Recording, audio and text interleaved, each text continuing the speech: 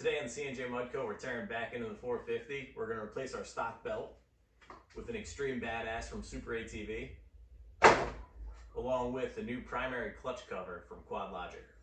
Thanks for watching. Enjoy the video.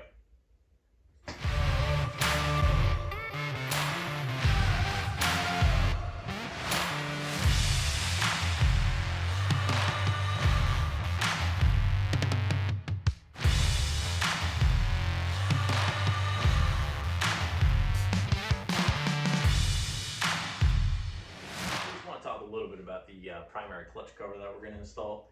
This is supposed to be a 1/4 pound lighter, so like a whole cheeseburger lighter than the stock one. If you eat 1/4 pound cheeseburgers, that's kind of a small cheeseburger in my opinion. But anyway, so it's lighter than the stock primary cover, and it's got little fins on it. Well, you'll be able to see them, but that's also supposed to help with cooling, to keep your belt cooler. So we'll actually, I'm gonna try it. It was $100 from Quad Logic. I want to try it. I'm curious to see how it affects anything, if it does anything noticeable. I guess with the 1/4 pound lighter that it is, I guess it gives you quicker revs because it's less rotating mass. So, like I said, we'll see. I'll kind of try to compare before and after, see if we notice anything different or not. I have a feeling we won't, but either way, figured I'd give it a try, see what happens. And the belt. I definitely think a belt is a good upgrade,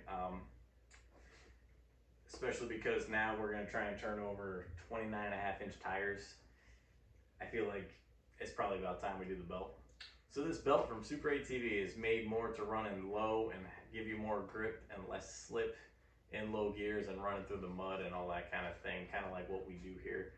So hopefully between this, that, I'm also going to be changing the secondary spring to try out a different setup with the clutching to see if it's better or worse. Again, like I said, we're really going to try and get these 29.5-inch to turn over really well in the mud. Hopefully they will. And who knows, we'll see if we can break an axle finally.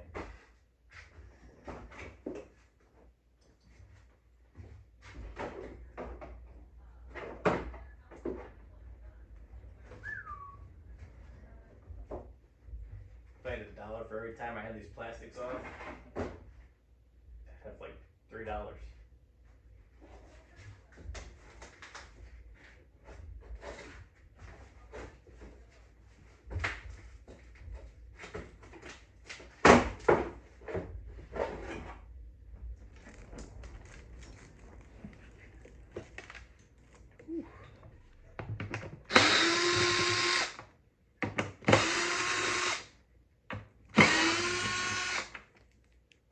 Initially, when I did my snorkel install, I siliconed everything. And it's not hard to get these guys apart. They come off easily enough. But when this cover was off, I put a bead of silicone around the entire inside of that pretty much right over top of that gasket where that sits. And then I put this cover on, bolted it on. That is probably not the best way to go, because when you try and take it back off, she's glued on there pretty good.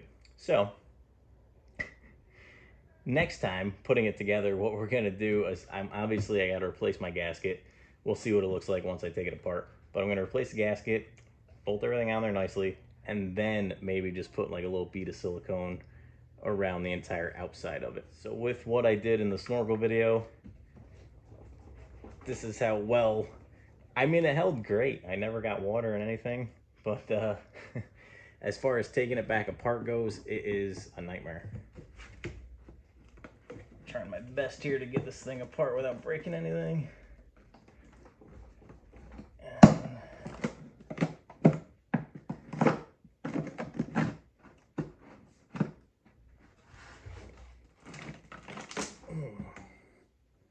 Oh yeah.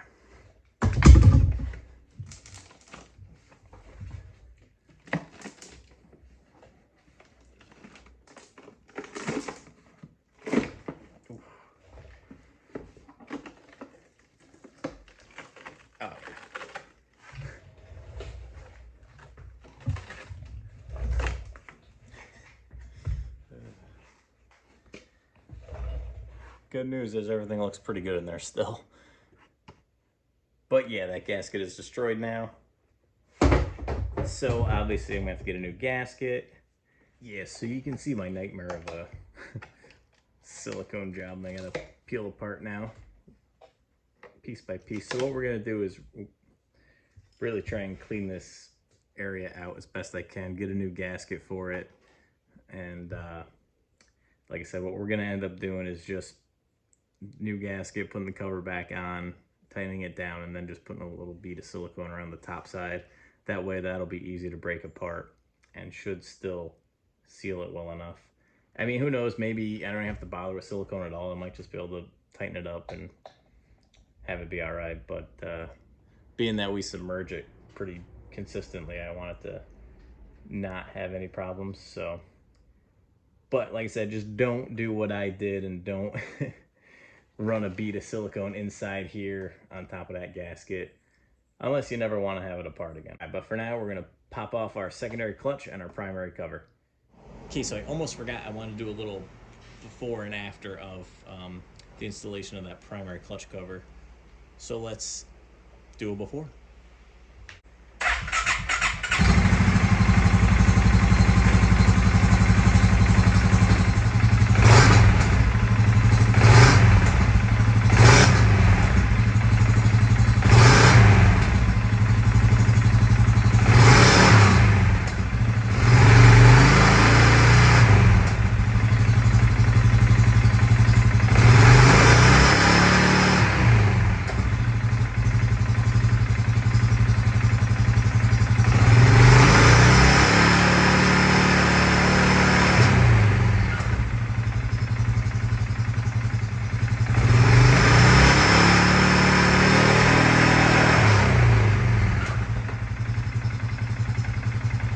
It's also a neat little visual to watch and see how the clutches actually work on this, which is kind of cool.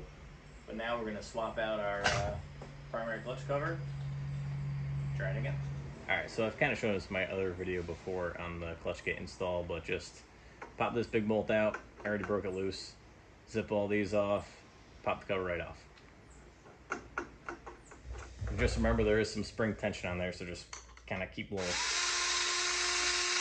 little pressure back at it. Okay. Ease it right off. Woo-hoo. But it feels pretty light.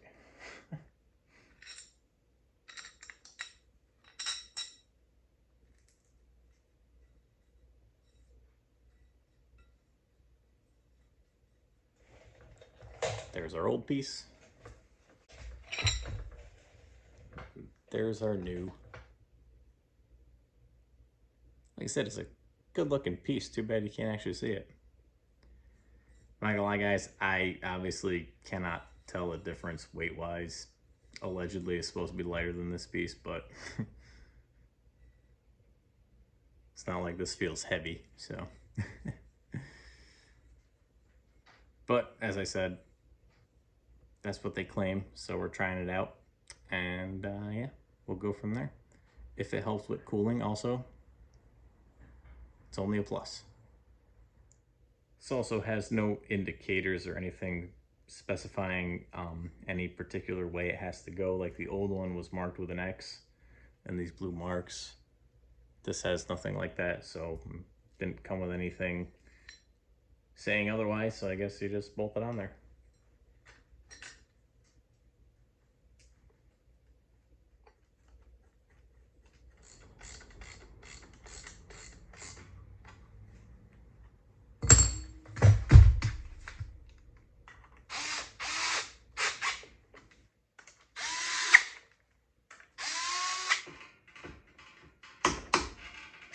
$45 pound-feet. Make sure you tighten those by hand also. Did that off camera. But now we're going to move to pulling off the, oh wait, no. We're going to start up. Just see if we notice anything different.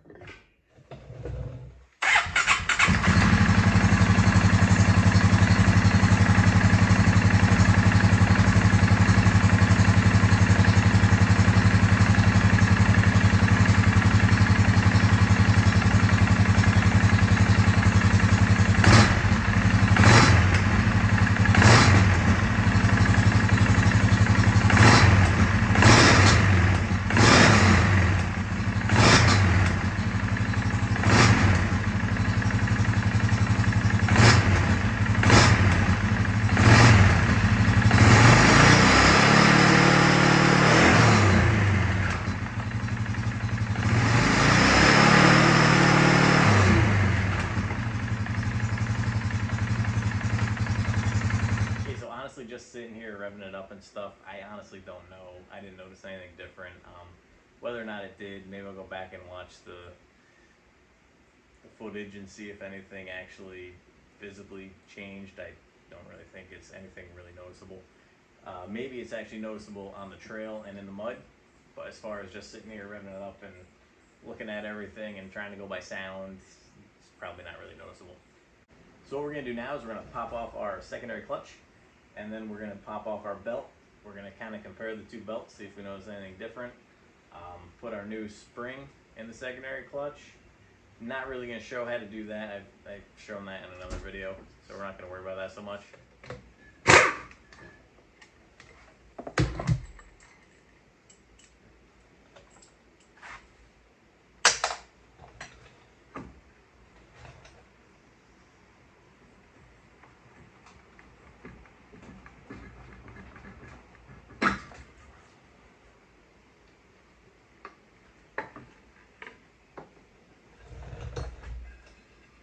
Okay.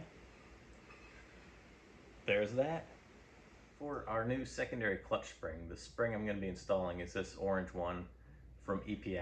I called up the guys at EPI and had a quick conversation with them and pretty much just asked them, hey, what's the difference between the trail clutch kit that I had already purchased and the mudder clutch kit, both for 28 plus tires. And he said the only difference is the secondary spring. So I got the secondary spring that they recommended me, and we're gonna slam that in quick, get this thing back together. Not gonna show that because I already did it in a previous video, so I'm gonna throw the link to that video in the description if you're interested in seeing how to change the secondary clutch spring and actually get a little more in depth on the clutch stuff. It's also a good idea to blow out the clutches a little bit, just to make sure like all dust comes out of there and kind of clean up a little bit.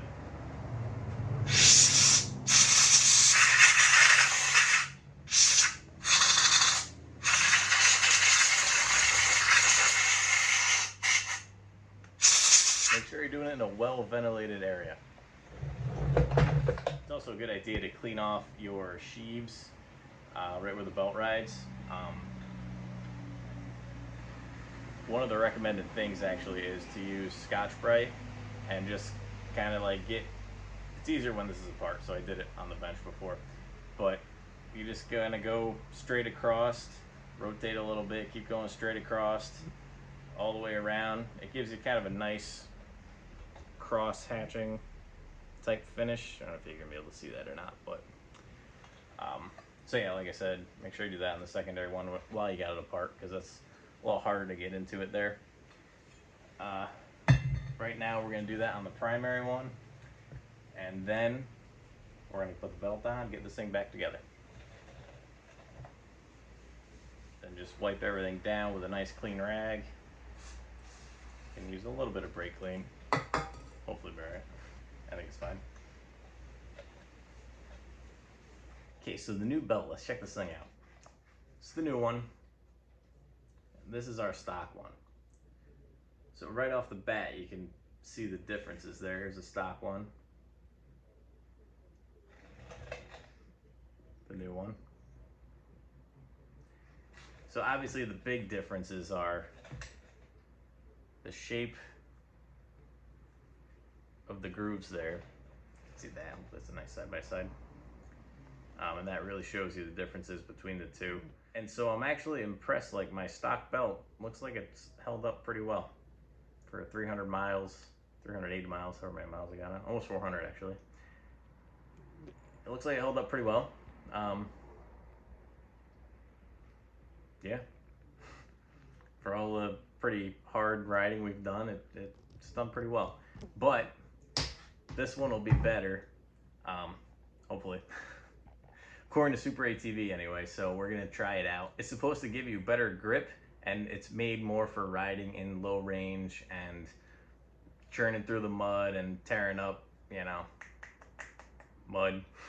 On a side note too, the Sportsman 450 is a different belt part number than the 570, so like my belt actually ends in 1113, the last four numbers there.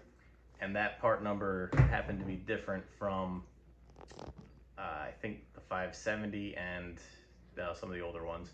But just so you know, also the new belt will say also end in 113. Just a side note to make sure you don't get the wrong belt. All right, let's get it on there.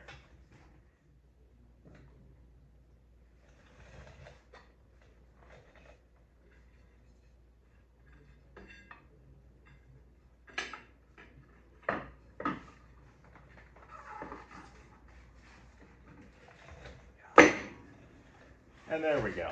Whew.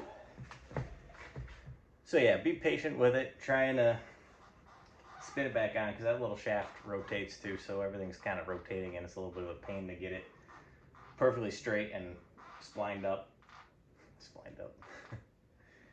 But yeah, now we got that. We're gonna bolt that on. Keep her going. Bolts under my check. Okay, this guy we're gonna torque 15 pound-feet. Right about there. Let's see how this goes.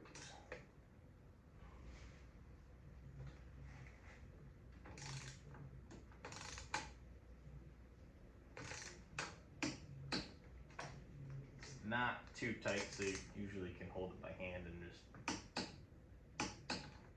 No need to send her home with any other dogas. Okay, so that's all on there. Cleaned up our gasket surface a bit. Got a new gasket, so we'll slap that on. Put our cover back on, and maybe we'll try it out and see what happens. Actually, maybe we'll try and start up like this and see how it looks.